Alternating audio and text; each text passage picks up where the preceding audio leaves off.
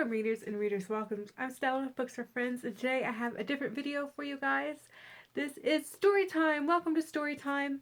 In light of Edgar Allan Poe's 207th birthday that passed the other day, I have decided to read my favorite story to you guys from his collection, and I have his complete works right here. And today we'll be reading Telltale Heart. True, nervous, very dreadfully nervous I had been and am, but why will you say that I am mad? The disease had sharpened my senses, not destroyed, not dulled them. Above all was the sense of hearing acute. I heard all things in the heaven and in the earth. I heard many things in hell. How then am I mad? Hearken, and observe how healthily, how calmly I can tell you the whole story. It is impossible to say how first the idea entered my brain, but once conceived it haunted me day and night. Object there was none, passion there was none. I loved the old man. He had never wronged me, he had never given me insult. For his gold I had no desire. I think it was his eye. Yes, it was this. One of his eyes resembled that of a vulture, a pale blue eye with a film over it. Whenever it fell upon me, my blood ran cold, and so by degrees, very gradually, I made up my mind to take the life of the old man, and thus rid myself of the eye forever. Now this is the point. You fancy me mad. Madmen know nothing, but you should have seen me. You should have seen how wisely I proceeded, with what caution, with what foresight, with what dissimulation. I went to work. I was never kinder to the old man than during the whole week before I killed him. I was never... And every night about midnight I turned the latch of his door and opened it. Oh, so gently. And then when I made an opening sufficient for my head, I put in a dark lantern, all closed so that no light shone out, and then I thrust in my head. Oh, you would have laughed to see how cunningly I thrust it in. I moved it slowly, very slowly, so that I might not disturb the old man's sleep. It took me an hour to place my whole head within the opening so far that I could see him as he lay upon his bed. Ha! Would a madman have been so wise as this? And then, when my head was well in the room, I undid the lantern cautiously, oh, so cautiously, for the hinges creaked. I undid it just so much that a single thin ray fell upon the vulture eye, and this I did for several long nights, every night, just at midnight, but I found the eye always closed, and so it was impossible to do the work, for it was not the old man who vexed me, but his evil eye, and every morning when the day broke I went boldly into the chamber and spoke courageously to him, calling him by name in a hearty tone, and inquiring how he had passed the night. So you see, he would have been a very profound old man indeed to suspect that every night, just at 12, I looked in upon him while he slept. Upon the 8th night I was more than usually cautious in opening the door. A watch's minute hand moves more quickly than in mine. Never before that night had I felt the extent of my own powers, of my sagacity. I could scarcely contain my feelings of triumph. To think that I was there, opening the door little by little, and he not even to dream of my secret deeds or thoughts. I fairly chuckled at the idea, and perhaps he heard me, for he moved on the bed suddenly, as if startled. You may think that I drew back, but no. His room was as black as pitch with a thick darkness, for the shutters were close fastened, through fear of robbers, and so I knew that he could not see the opening of the door, and I kept pushing it on steadily. I had my head in, and I was about to open the lantern when my thumb slipped upon the tin fastening, and the old man sprang up in bed, crying out, "Who's there?" I kept quite still and said nothing. For a whole hour I did not move a muscle, and in the meantime I did not hear him lie down. He was still sitting up in bed listening, just as I had done, night after night, hearkening to the death watches in the wall. Presently I heard a slight groan, and I knew it was the groan of mortal terror. It was not a groan of pain or grief. Oh no, it was a low, stifled sound that arises from the bottom of the soul when overcharged with awe.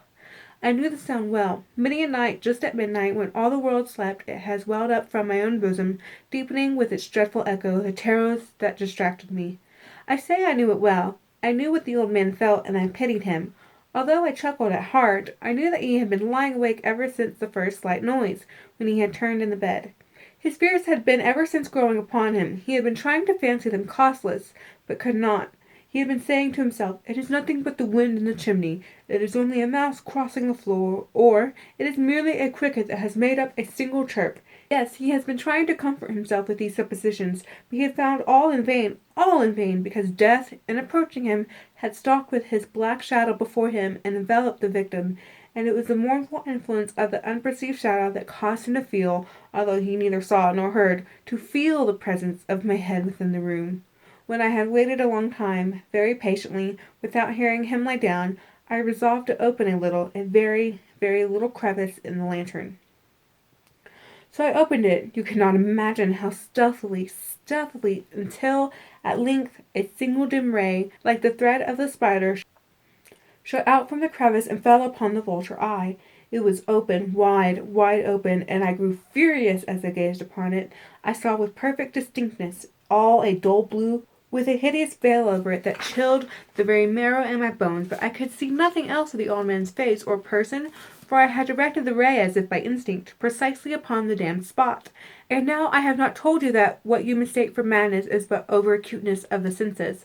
Now I say there came to my ears a low, dull, quick sound, such as a watch makes when enveloped in cotton. I knew that sound well, too. It was the beating of the old man's heart. It increased my fury, as the beating of the drum stimulates the soldier into courage. But even yet I refrained and kept still.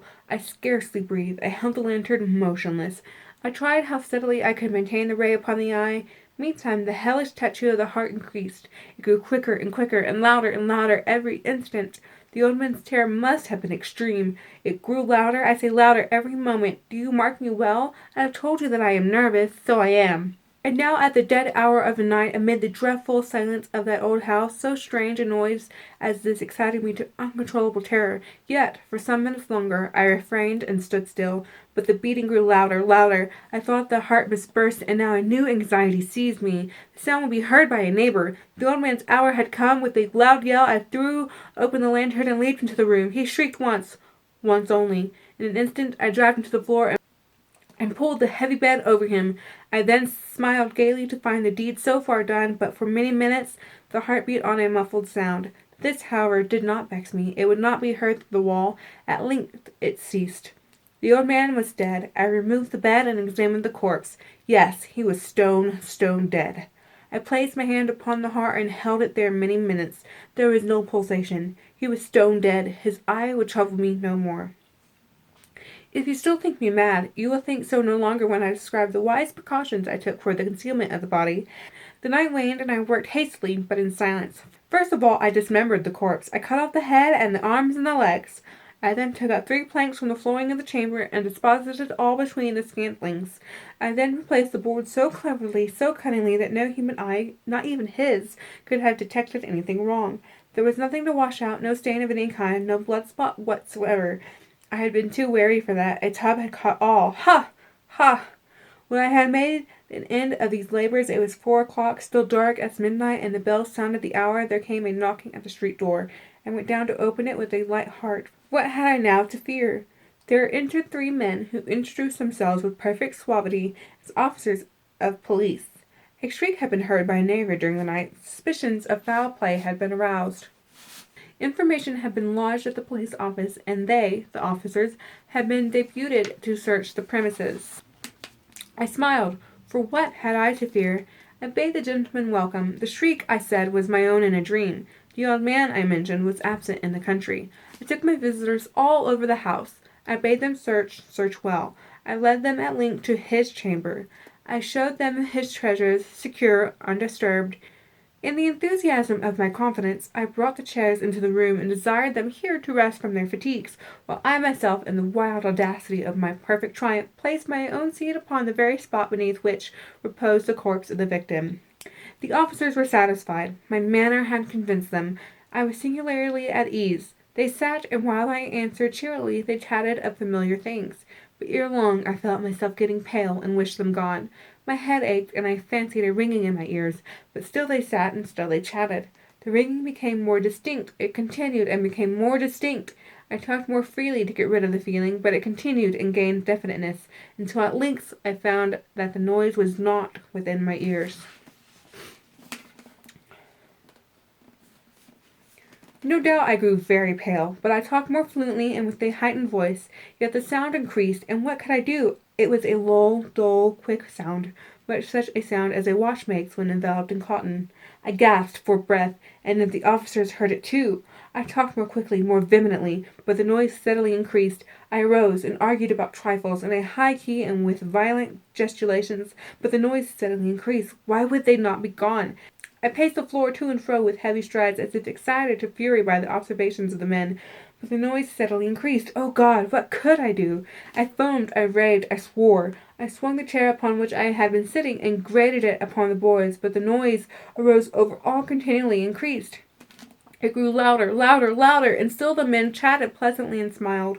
Was it possible they heard not? Almighty God, no, no! They heard, they suspected, they knew. They were making a mockery of my horror. This I thought, and this I think, but anything was better than this agony. Anything was more tolerable than this derision. I could bear those hypocritical smiles no longer. I felt that I must scream or die, and now again, hark! Louder, louder, louder, louder! Villains! I shrieked. Dissemble no more. I admit the deed. Tear up the planks. Here, here. It is the beating of the hideous heart. The end. I hope you enjoyed the reading of The Telltale Heart by Edgar Allan Poe. I will be back to read more of our lovely Poe here.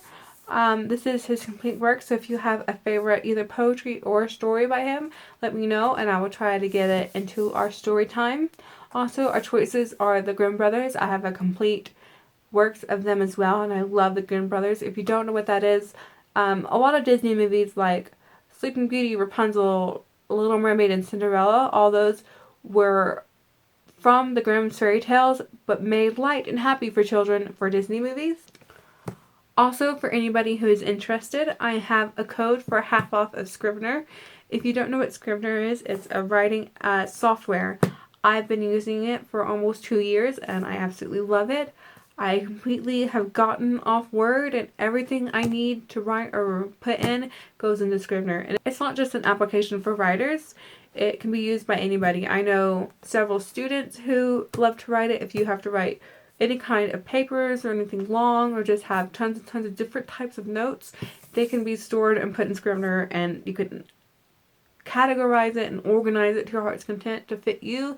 It's amazing. It is built for writers, so you have templates already set in Scrivener for short story novels, screenplays, all that, and it's the best outlining tool, writing, editing, rearranging thing that I have ever come across in my life. Like I said, I've been using it for almost 2 years, and I will never go back to using Word or a notepad on my computer or anything like that. It's not a monthly subscription. It's just a one-time buy for the software. And the software, I think right now, is going for $40. But if you want to enter this giveaway, I have a code for half off, which means you'd only have to buy it for $20. And you have it on your computer. You have it for life. It's yours. You can use it for as long or as much as you want to. And trust me, this is the best software for writing anything ever. And you want this code. To enter the giveaway, all you have to do is click the link below that says a writing giveaway, and it will take you to my blog post where I'm hosting the giveaway, and you can read about kind of what Scrivener is a little bit more in depth, and you can get the rules of the giveaway as well. Also, I will leave a link to Literature and Latte. They are the developers and the owners of Scrivener, and this one can go for Mac or Windows as well. I don't know when I'll be doing story time again, but you can rest assured that we will have another reading session. And remember, guys, books are friends.